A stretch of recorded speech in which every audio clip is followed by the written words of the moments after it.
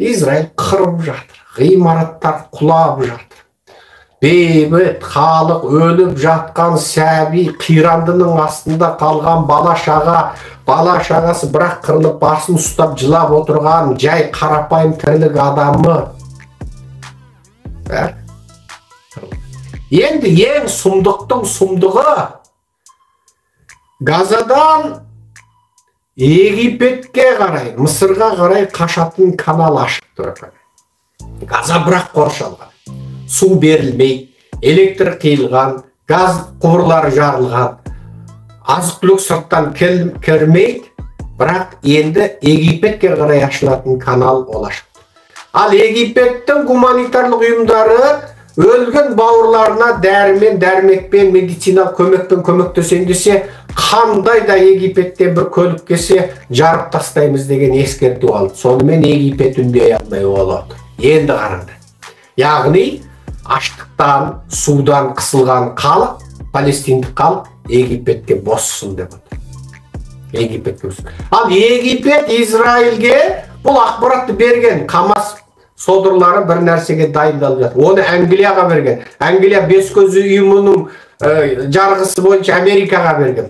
Америка одақта Саудияға бәріне берген. Бірақ енді Израиль жоқ, біз өллахи беллахи ондай зат көрген жоқпыз. Хамасты білмей қалды, Хамас алдап соқты дейді. Енді желіде Израильдік бір әйел әскери адамның сөзі тұр. Біз дейді Газадан Израиль территориясына қарай жылжыған бір тарақанға дейін бақылап отырғанбыз дейді. Газадан дейді Израильге қарай жылжыған бір тарақанды бақылап отырғанбыз дейді.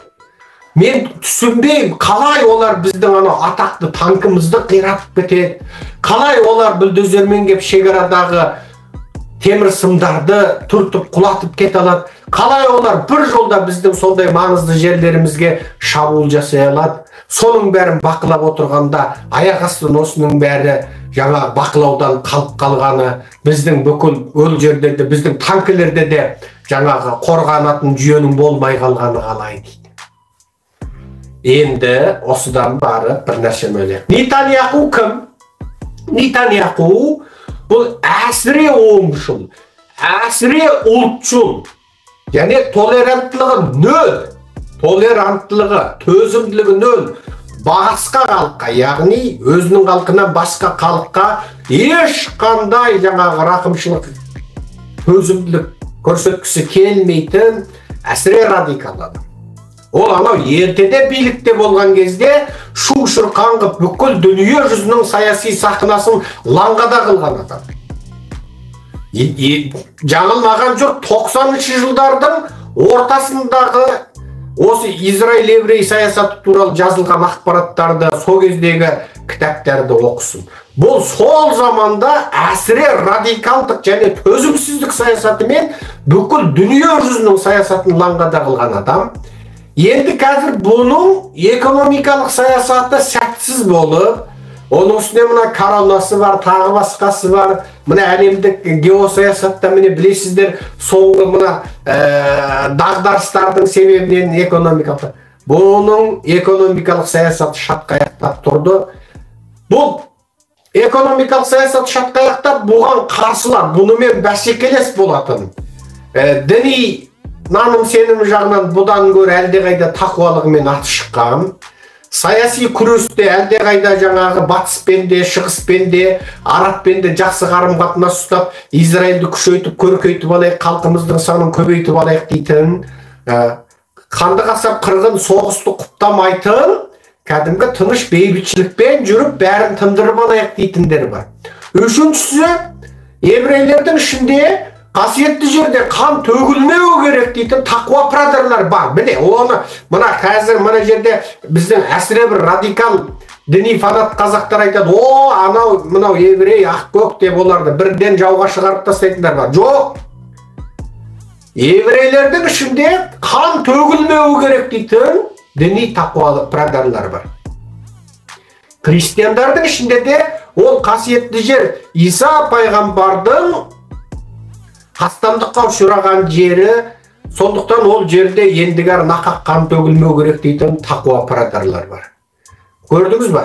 Христианизм, иудаизм, еврейдің діні иудаизм, батыстың діні христианизм, мұсылмандық. Осы үш діннің, үш пайғамбардың үмбетінің тоғысқан жері сол жер. Үш пайғамбардың, үш діннің үмбетінің тоғысқан жері сол жер, соғысқан жері сол жер. Міне көрдіңіз ба? Мұсаның үмбеті еврейлер, иудайлер, Иса пайғамбардың үмбеті христиандар, Мұхаммед пайғамбар Мұстафа саллаллаху алейхи уассаламның үмбеті, соның дінін ұстанушылар, үшеуінің тоғысқан жері және соғысқан жері. Үшеуі де бір жаратушы дейді. Үш діннің де ұғымы бойынша жаратушы біреу. Үш діннің де ұғымы бойынша дүние екеу. Өлеміз және тірілеміз. Бұл өмір уақыттық, ол өмір мәңгілік. Үш діннің ұғымы бойынша да біз адам атадан, қауанадан жаралдық. Үш діннің ұғымы бойынша да жаратушы шексіз құдірет иесі, жаңағы кісілер пайғамбарлар, ескертушілер. Үш діннің ұғымы бойынша да жәннат пен тозаққа айырыламыз. Үш діннің ұғымы бойынша да ақыр заман бар. Үш діннің ұғымы бойынша да дәджжал, яғни тажал келеді. Үш діннің ұғымы бойынша да сұрақ болады. Үш діннің ұғымы бойынша да періштелер бәрін аңдып жазып отыр. Үш діннің ұғымы бойынша да қияметтің белгілері туралы анық айтылған.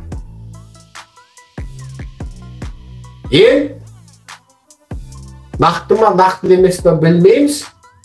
Араб тоқалдан, еврей бәйбішеден туған. Бірақ араб үлкен, анау үлкен пайғамбардың бәйбішесі көтермей, содан ол кісі қолдағы күңін мынаны ал депті. Сосын ол күңді алғаннан одан бір кісі туыпты, содан араб туыпты. Одан артынан бәйбіше көтеріп, одан бір кісі туып, одан еврей тарапты деп үлкендер аңыз қылатын. Бірақ бұл аңыз қаншалықты рас, бұның қаншалық тарихи, шариғи ұғымы бар, бір адамнан осыншама халық тарай ма, оны мен білмеймін. Бірақ осыдан-ақ мына әгі өзі бүтін дамбалы жоқ дейетін, көтені жылтың-жылтың етіп жүргеніне қарамай тоқал аламын деп келіншегінің жүйкесін жұқартып жүрген жігіттерге айтамын. Негізі сол дұрыс емес нәрсе. Көрдіңіз бе, міне бәйбіше мен тоқалдың баласы қырылып жатыр. Сондықтан мына қалтасына қарамай, бір жеріне қарамай, бүтін байпақ, бүтін дамбалы жоқ. Қазақтың жігіттері тоқал деген әңгімені қойыңдар деп менің көптен зарлап айтатыным сол. Әйелдеріңнің жүйкесін жұқартпаңдар. Оданша сол бір қатыныңның жағдайын жасап ал. Соның өзі жеткілікті. Міне қырылысып жатыр. Егер сол аңыз рас болса, міне қырылысып жатыр. Және менің бір түсінгенімде бұл қырғын қияметке дейін жалғасады. Бұл қияметке дейін жалғасады. Бұл қайшылықты шешетін қазірге дейін бір дұрыс механизм, немесе соны шешетінде бір қуатты күшті көріп тұрған жоқ.